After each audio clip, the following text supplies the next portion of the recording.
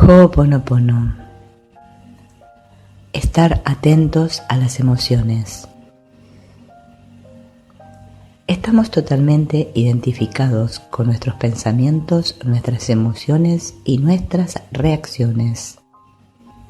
Tomar conciencia de los pensamientos y de las emociones en el mismo momento en el que suceden es liberarse del ego. Es decir, no se trata de hacer algo con el ego, sino de verlo, de observarlo. Pasar de pensar a observar.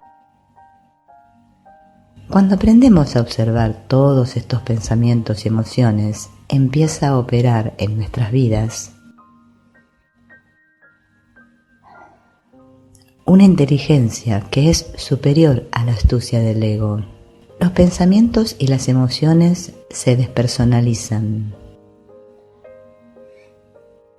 El ego es la mente no observada.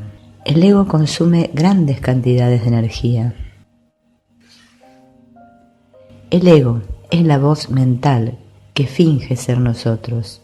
Es un impostor. El ego es también las emociones no observadas que representan la reacción del cuerpo a lo que dice la voz de la mente. Es como un comentarista de fútbol que relata una historia a la cual el cuerpo reacciona porque se la cree. Estas reacciones son las emociones, las cuales le dan de comer al pensamiento que las creó en primer lugar. Es como un círculo vicioso, el pensamiento no observado, emoción, viene una reacción, otro pensamiento, otra emoción, otra reacción. A eso sumémosle los supositorios, es decir, lo que suponemos inconscientemente.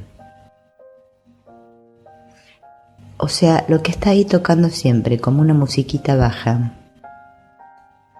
pero que ante una situación X, la musiquita sube de volumen y nos salta la térmica. Nos aferramos a nuestras emociones porque creemos que ellas fortalecen nuestra identidad.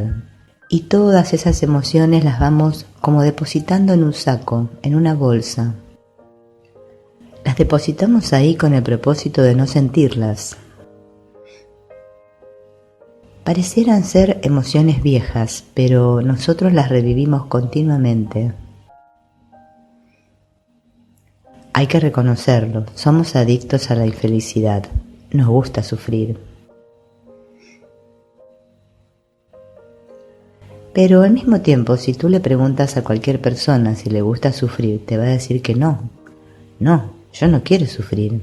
Es más, le tenemos más miedo a sufrir que a la muerte en sí. Todos sabemos que vamos a morir, pero que queremos que sea sin sufrir. Pero ¿por qué nos pasa esto? Nos pasa esto porque no reconocemos que la fuente del sufrimiento está en nuestro interior. Como tenemos miedo de sentir el dolor, entonces escapamos de él. De muchas formas, salimos a tomar unas copas con amigos, vamos al cine, salimos de shopping, etc.